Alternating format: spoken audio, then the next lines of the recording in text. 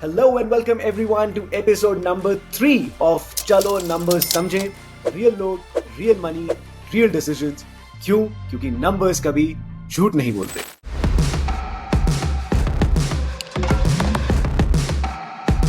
Okay, so basically, ये episode number 3 is actually part 2 of the episode 2. If you remember, in the episode 2, we had actually gone through the portfolio of Mr. Naman. And now in this episode, we will further deep dive into understanding two critical concepts. One is a portfolio overlap. इसका मतलब ये है कि अगर आप दो mutual fund schemes में invested हैं तो उनमें कितने स्टॉक्स कॉमन हैं, कितना एसेट क्लास कॉमन है, वो उससे हमें पता चलेगा. And number 2, regular versus direct funds. ये क्या होते हैं, इन्हें कैसे देखा जाता है, कैसे पता चला करते हैं कि हमारे फंड्स रेगुलर हैं कि डायरेक्ट, ये सारी चीजें हम इस एपिसोड में कवर करेंगे. एंड अगेन फोक्स, जो भी आप लोग सुन रहे हैं, हमारी किसी से कोई अफिलिएशन नहीं है. जो भी हम वेबसाइट्स या टूल्स खोल रहे हैं, किसी ने हमें कोई पैसे नहीं दिए हैं, ना ही हम उनकी वेबसाइट्स रेकमेंड कर रहे हैं. ये हम इन जनरल जो अपने लिए यूज करते हैं अपनी रिसर्च के लिए, गौतम आपसे वही शेयर कर रहा है. राइट. सो एडवाइजर खोज ये वेबसाइट है. And before that, thank you Akshat, ये ब्रिंगिंग दिस पॉइंट. सो यहाँ पे जो स्कीम्स भी हम डिस्कस कर रहे हैं, again it is working good for Naman. That doesn't mean it will work good for you also. It might good work. So it's not about working good or not. We don't recommend any of the schemes mentioned here. That is a quick disclaimer. Yeah, So आप तो category पर ही बात कर रहे हैं वैसे. right, हाँ, इसलिए that's why I have focused on category instead of schemes. Yes. Right. Thank you, Navan, for pointing this out. So ये advisor खोज एक website है, which I use for doing research stuff. There are other website also. You can use Money Control, and there is another good website called Value Research. So again, Money Control, Value Research के साथ कोई association नहीं. तो यहाँ पे ना, go to MF Research and you have all these things जिस पे आप do research. तो यहाँ पे कहीं portfolio overlap होगा this one. Right.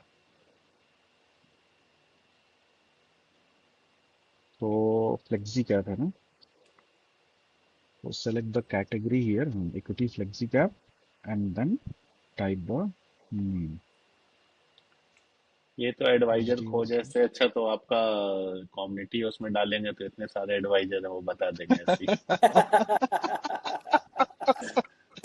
Exactly. इतना क्यों मेहनत करेंगे. Very true. ये बढ़िया था. ठीक है, you just click on submit. तो यहाँ पे आपको portfolio holding मिल जाएगा, है ना. So what I do is again, ठीक है, these advisor coaches are good website, nothing ये. But what I do is, because ये public forum पे ऐसे बात करता हूँ मैं. तो what I do is मैं HDFC portfolio overlap जो मैंने compute किया है, यहाँ देखा मैंने. And then I went to HDFC FlexiCap HDFC mutual fund के वेबसाइट पे और पराग पारिक के वेबसाइट पे, राइट. और उनका ना फैक्ट शीट आता है every month. So fact sheet is nothing but जितने भी स्कीम्स हैं, उन स्कीम्स में कौन सा फंड मैनेजर है, एग्जिट लोड क्या है, एक्सपेंस रेशियो, पोर्टफोलियो क्या है. सो पूरा information related to each of the schemes from each of the fund houses वो रहता है, right. So I went on to compare, do this research for website also, right. तो यहाँ पे अगर आप देखोगे, ये देखो, दिस इज द समरी. तो 33.28 is the overlap, stock overlap in mutual fund. This is the summary. अगर आपको और डिटेल में देखना है, so they provide this also. So percentage of holding, percentage holding of fund one, not common in fund two and all. So ये भी है. So later on you can refer this for more detailed analysis. Yes. हाँ, so portfolio overlap यहाँ पे देखो आप 33.28% जो portfolio वो सेम है. And number of stocks. And then हाँ, कौन कितने stocks हैं? 20. हाँ, Yes, number 20 of common. So it's quite good, analysis they do. They provide information. Yeah. Right. So 33% is a huge number. So when you have a better alternative, तो उसके साथ क्यों ना जाए, right? So One this is the second, reason. Otherwise, network nothing is against HDFC okay? FlexiCap, good fund, right? Yeah. So दो questions आपके थे regarding your this mutual fund investment. Are my investments in right direction? Answer is yes, right. एक change जो बताया है. And how long should I continue in these? तो इसमें ये भी मतलब minimum investment horizon I have already put.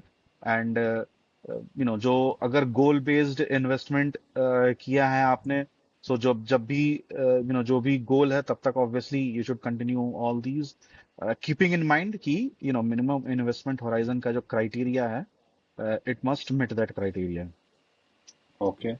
Yeah, so either you can associate each of the SIPs to a respective goal, और या फिर अगर गोल नहीं है तो मिनिमम जो इन्वेस्टमेंट होराइजन गौतम ने 10 राइट. years 6 years मेंशन किया, उतना तो उसको मेंटेन करके रखिएगा फॉर अ बेटर रिटर्न, अच्छा, राइट. एक बात बस पूछना चाहूंगा कि जैसे 10 years के लिए इन्वेस्ट कर रहे हैं हम और कंटिन्यू कर रहे हैं एसआईपीज, बीच में आफ्टर 5-6 years या 7 years ऐसा मैं देखता हूँ कि कोई पर्टिकुलर स्कीम है या कैटेगरी है जो बहुत अच्छा परफॉर्म कर रही है, 25%, 30% जिसने एज ऑन डेट उस समय पे रिटर्न दिया हुआ है, तो क्या हमको इसको विड्रॉ कर लेना चाहिए या क्या करना चाहिए? उस समय हमारा क्या एक्शन होना चाहिए?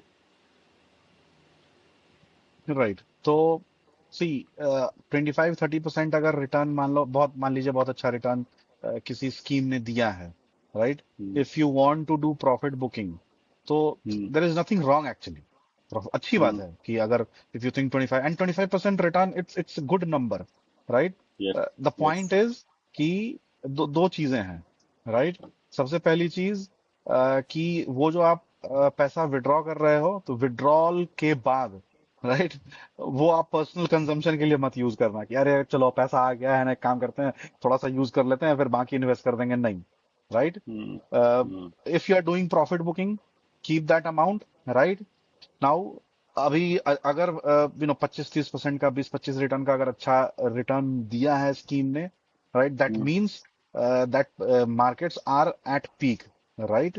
हम्म. So hmm. instead of reinvesting in that scheme at that point of time, what you do hmm. is, right, hmm. you put that money, whatever you have withdrawn, हम्म. किसी liquid fund में, right, when you think कि हाँ this is now the right opportunity to invest, right, तो again you can start STP from that liquid fund to जो भी equity scheme में same में डालना है या किसी और में डालना है, तो you can do hmm. that.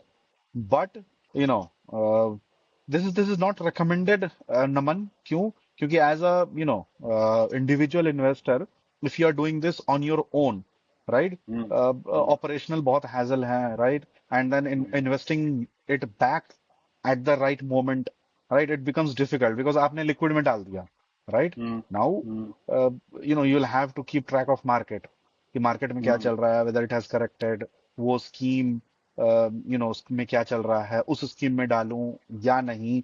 So if you can do all these stuff on your own, then you withdraw, right, do the profit booking and hmm. Liquid में डाल के फिर से when you think this is the right time to put in the equity market, वहां डाल दो. Otherwise हाँ. If you can't handle all this thing on your own, तो आप हाँ. चुपचाप आंख बंद करके इन्वेस्ट करते रहो. Yeah. अच्छा. इसमें एक क्विक टिप मैं भी ऐड करता हूँ, नमन जी, कि इन जनरल हम लाइफ में, जैसे लेट्स से हम जॉब में हैं, कुछ भी हैं, हम करंट जॉब से तब एग्जिट करते हैं जब हमारे पास कोई एक्साइटिंग नया ऑफर होता है, राइट. वही. तो कहने का मतलब है कि unless you are very sure कि मैं इधर से पैसा निकाल कर इधर डालना चाहता हूँ, बिकॉज मेरे को पर्सनली ऐसा लगता है कि अब मैंने यहाँ पे 20-25-30% जो भी है कमा लिया है, अब इसके against I have some very other exciting opportunity जहां से मैं शायद और कमा सकूं, राइट. तो तब it makes sense to exit from one scheme and then invest your money, reinvest in the other scheme. But unless you are that 100% sure, वो conviction है नहीं है आपने research के basis पे, if you don't know where to put your money, then withdrawing your money from the initial fund wouldn't make sense. Right. Understand. Understand.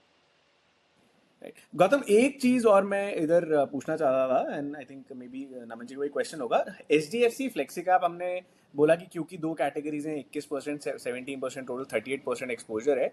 Any suggestions on the category कि हम ये 17% exit करके वो पैसा किस category में डाल सकते हैं? वो मैं पूछना ही वाला था कि वो पैसा निकाल लेंगे लेकिन नाइस. करना क्या है उसका? करना क्या है उस पैसे का? करना क्या है इसका? don't add, another fund. So these funds are, good enough. Over diversification भी सही नहीं है, right? It doesn't do any good to your portfolio.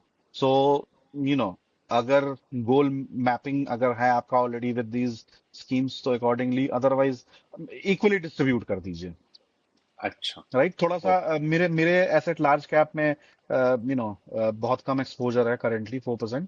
तो यहाँ पे आप इंक्रीज कर सकते हो।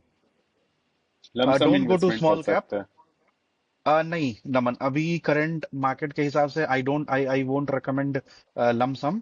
सो जैसा मैंने बोला, आप अगर मेरे एसेट लार्ज कैप में आपको डालना है वो पैसा, तो आप एक काम करो, मेरे एसेट का जो लिक्विड फंड होगा या ultra short money market kind of जो स्कीम्स होगा, हाँ उसमें आप हाँ। डालो। और वहां से एवरी वीक या एवरी मंथ जो है ना, so let's say for example HDFC flexi cap से आपको 100 रुपए मिले हैं, राइट? और वो 100 रुपए आप मेरे एसेट लार्ज कैप में डालना है। तो करंटली अभी market is, current market condition के हिसाब से मैं ये रिकमेंड कर रहा हूँ, राइट? तो यू पुट दैट 100 रुपीज इन मेरे एसेट का liquid fund, right? And then what you do is you do STP of let's say 4 rupees और 5 रुपीज एवरी वीक, और 20 रुपीज एवरी मंथ। तो 4 से 5 महीने में डिप्लॉय दैट मनी इनटू मेरे एसेट लार्ज कैप, ठीक है। राइट? Got it. इनफैक्ट थोड़ा निकालना भी वैसे ही कर सकते हो आप, थोड़ा थोड़ा निकाला, थोड़ा थोड़ा किया, मतलब हाँ, लेट्स से आपका based on the total capital gain 1.25 lakhs का आपका capital gain is exempt, right? Exempt. तो आप उसके बेसिस पे अगर अगर आई एम जस्ट सेइंग कि लेट्स से आपका टोटल 1.25 ही आपको निकालना है, तो 10,000 रुपए पर मंथ निकाल के उसमें डाल डाल। दिया, तो तरीके से कर सकते हो आप। ठीक है। Got it. या एक एक चीज और इसमें मैं क्विकली पूछ लेता हूँ। आपने बीच में मेंशन किया था एडवाइजर, तो इसलिए मैं पूछना चाह रहा था, ये Naman ji, are these in the regular form जितने भी आपके म्यूचुअल फंड्स हैं, या are these in the direct form? Regular form और डायरेक्ट फॉर्म मतलब क्या होता है, मुझे नहीं पता। इसमें म्यूचुअल फंड की स्कीम के ऊपर ही लिखा होगा, जो भी आपकी मिल रही है, कि quant small cap regular fund या quant small cap direct fund. Do you remember? Regular fund. Regular fund. Okay, okay. Yes. So I want to mention, I'm not sure अगर if you are aware of the difference between a regular and a direct fund. मैं quickly एक बार explain कर देता हूँ। इसका मतलब ये होता है कि जस्ट थिंक ऑफ इट कि आप एक टिकट बुक करा रहे हो एक एयरलाइन से, है ना? तो आप एक तो किसी भी एयरलाइन की डायरेक्ट वेबसाइट पे जाके करा सकते हो। एक है कि आप ये aggregator websites, make my trip, Yatra, so on and so forth, इन सब से थ्रू करा सकते हो। जब आप इन सब के थ्रू कराते हो तो आप समझ गया मैं। कमीशन पे करते हो, हम्म। राइट? तो जब आप, क्योंकि आप पर्टिकुलरली आपके केस में, क्योंकि आप सारी रिसर्च आप कह रहे हैं आप खुद ही कर रहे हैं, थोड़ा बहुत आप अपने एडवाइजर फ्रेंड से हेल्प ले रहे हैं, एंड ओवरऑल मैनेजमेंट आप ही कर रहे हैं, तो then it doesn't make sense to pay commission to anyone, है ना? तो it is better then you switch all of your money from regular to direct, because you will save on commission since you are doing everything on your own. कई बार कई लोगों के पास they don't have time, they want some advisor, they want some agent, उनके लिए it is still recommended कि वो regular mode कर लें, क्योंकि then the advisor get some commission and उनका इंटरेस्ट रहता है टू हेल्प। बट आपके केस में क्योंकि you are driving everything on your own, I would suggest कि आप इसको निकाल के डायरेक्ट में सेव कर लीजिए, डायरेक्ट में शिफ्ट कर लीजिए। You will save on an average almost about 0.5%, Gautam, on the commissions to the one mutual one fund company. Commission, हाँ, 0.5 to 0.78% पर Correct. एनम तो ये बेसिस पे। over per annum, तो over a long period of time, ये 10-15 साल में it could be a big corpus if you are okay. doing everything on your own. This is मतलब मैं कहूँगा बहुत ही बड़ा इंफॉर्मेशन दिया आपने। मतलब I am giving every time the percentage of my money to the kind Correct. Of से the in between the person who is there. But ये मेरा Correct. पूछना है कि जैसे मैं कोई यूज कर रहा हूँ, कोई प्लेटफॉर्म यूज कर रहा हूँ इन्वेस्टमेंट के लिए, बहुत सारे ब्रोकर्स है मार्केट में, नो ब्रोकर, एंजल और फंड्स इंडिया, ग्रो, सो इनके थ्रू ही वो डायरेक्ट जाता है या फिर हमको? हाँ, दोनों टाइप के ब्रोकर्स हैं। तो हमारे पास बहुत, आप जब वेबसाइट खोलेंगे ही ना, for hmm. Example I am just again no affiliations but randomly या sharing, Zerodha Coin, Grow, I think even Paytm money, ET money, ये सारे ऑलमोस्ट आजकल डायरेक्ट फॉर्म में ही म्यूचुअल फंड्स देते हैं। And then there are few other companies जो regular form में देती हैं। तो वो जब आप किसी भी वेबसाइट या पोर्टल को खोल के म्यूचुअल फंड्स के सेक्शन में जाएंगे, वहां पे वेरी क्लियरली मेंशन्ड होगा। एंड सेबी का मैंडेट है कि स्कीम के नाम पर ही डायरेक्ट या रेगुलर लिखा होना चाहिए, तो ये वो बहुत आपको वहीं से दिख जाएगा। इम्पोर्टेंट इंफॉर्मेशन है, मैं चेक करूंगा एक बार सारे इनको फंड्स आप के ये लिए। एक आपको दिखा देता हूँ। हाँ। तो वैल्यू रिसर्च पे जाते हैं, है ना। और जैसे ये HDFC फ्लेक्सी कैप है, राइट।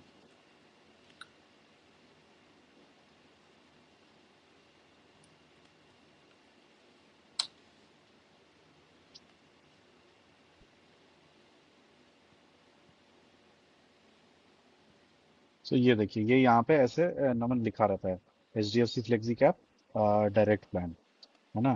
अभी हम्म। अगर मैं इसको रेगुलर में चेंज करूँ तो यहाँ रेगुलर लिखा रहेगा ऐसे। तो हर एक स्कीम में लिखा रहेगा स्पेसिफिकली कि रेगुलर है या डायरेक्ट है।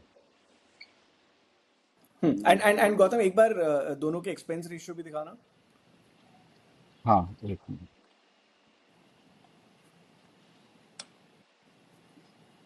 ये देखिए नमन, सो 1.39% जो है ना एक्सपेंस रेशियो है, ये रेगुलर प्लान का, राइट। तो अगर रेगुलर प्लान में इन्वेस्ट कर रहे हो तो वन पॉइंट थ्री तो नाइन देखिए, परसेंट मैंने भी साइड बाय साइड अपने लैपटॉप पे ओपन किया अपना, हाँ, तो मैं देख तो पा रहा हूँ 361 पॉइंट फंड जो है वो मेरा रेगुलर है। ओके। और भी रेगुलर हैं। एच हाँ, डी एच डी तो एफ सी इस फ्लेक्सी कैप में कुछ नहीं लिखा है, ब्रैकेट में जी लिखा है ओनली। तो कुछ नहीं मोस्टली लिखा अगर है। डायरेक्ट नहीं, सॉरी, नहीं हाँ। तो वो रेगुलर होगा। हाँ, मतलब अगर डायरेक्ट नहीं लिखा है तो रेगुलर होगा। हाँ, इसकी राइट। इसकी हाँ, प्रोबेबिलिटी ज्यादा है। मेरे किसी राइट। भी अगर फंड में डायरेक्ट डायरेक्ट नहीं लिखा है। नहीं तो हाँ, तो हाँ, तो फिर all are regular. All are regular. तो देन आप यहाँ पे, क्योंकि अगेन मैं I am saying this again and again, क्योंकि आप अपनी सारी चीजें खुद कर रहे हैं। अब यही अगर आप किसी कोई होता जो आपका मनी मैनेज कर रहा होता, तो रेगुलर के थ्रू जाना कोई बुरा नहीं है, क्योंकि ऑब्वियसली उस पर्सन को भी कुछ तो पैसा चाहिए सो दैट वो आपको हेल्प कर सकेंगे। बट क्योंकि आपके केस में आप सब कुछ खुद कर रहे हैं, तो hmm. Then why to pay unnecessarily the money to anyone, तो राइट? फिर मेरे को क्या करना होगा, एक्शन क्या करना होगा? हाँ, तो ये एक्शन अनफॉर्चुनेटली आप डायरेक्ट, ये देखिए, पहले आप, ये 0.73 है, राइट? तो उसमें 1.37 था, if I am not wrong, and ये point one seven point three three nine 1.39 and 0.73, right? तो राइट। ये ऑलमोस्ट जो 0.7 का ही डिफरेंस है, Naman ji. This would be the commission to the agent who is helping you with the investments, regular के fund, regular के mode में। But this is huge amount, this is not small. या अभी मेरे को एब्सोल्युटली। क्या करना होगा इसको चेंज करने के लिए? मुझे क्या अपना ये चेंज करने होगा प्लेटफॉर्म जहाँ से हाँ, मैं तो इन्वेस्ट कर रहा अनफॉर्चुनेटली इसमें ना कोई डायरेक्ट स्विच वाला तरीका नहीं है। हूँ?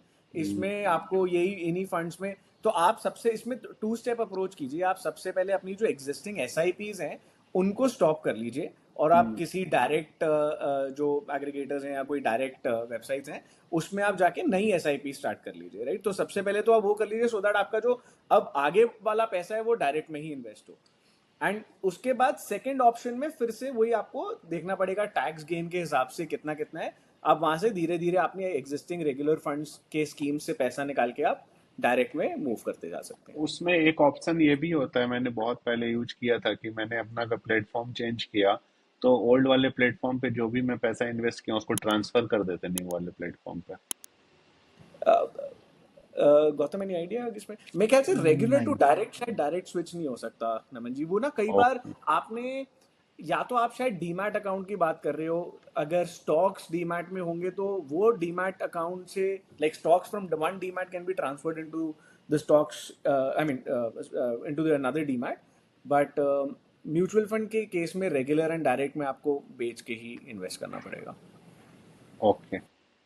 एक्चुअली दोनों का ना एनएवी वगैरह अलग होता है, तो इस वजह से वो सारी ऑपरेशनल कॉम्प्लिकेशंस काफ़ी हैं, जिसकी वजह से companies are not able to. मैं एक काम कर सकता हूँ फिर शायद, मैं उसको स्टॉप कर देता हूँ दूसरे साइड पे, और नए जगह पर स्टार्ट कर देता हूँ और उसको वैसे ही रहने देता हूँ।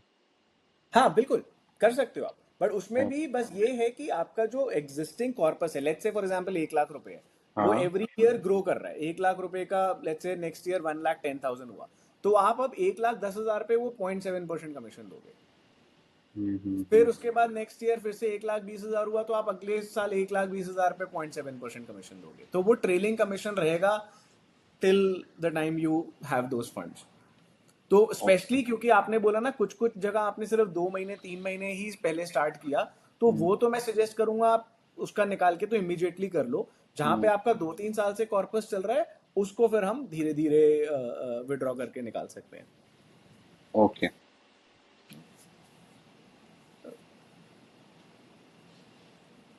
Gautam, anything you would like to add to this? हाँ नहीं nothing.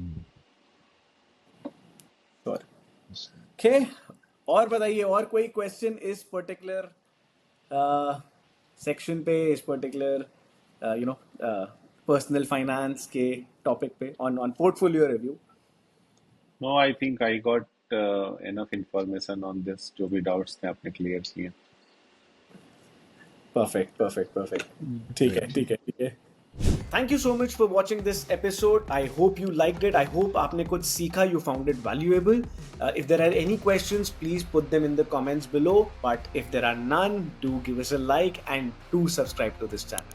इसका एक part 3 भी आने वाला है, which will be episode 4, जिसमें हम नमन जी का complete fixed income portfolio review करेंगे. So that's going to be even more fun because that's something which I feel people really neglect, but it is super important. So do stay connected and see you again. Thank you.